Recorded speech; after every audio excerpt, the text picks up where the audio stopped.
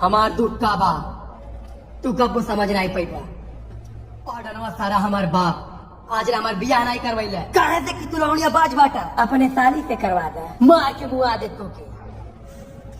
अब भौजी से बियाह करब का कहले यही चिड़िया चक्कर में सारे अम्मा तोर बियाह नहीं करवाइले आज ले जानले। अम्मा तो से बहुत प्यार करत रहल अम्मा कितना चिंता रहल हमार तो काहे नहीं हमार बियाह करवा देली काहे नहीं करवाइली। हमसे घर में ही बता वही पटक के मारे लगा खोल हमार हथवा और बाज ले तोर बियाह नहीं भइल तो हमसे से गर्मियों जन ले नहीं तो मार के अब्बा।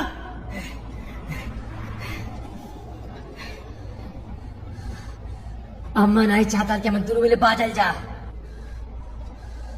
तो काहे नहीं हम केस गार्ड के राजा बना देले। ते मौका पाई तो गर्दन काट दे भाई।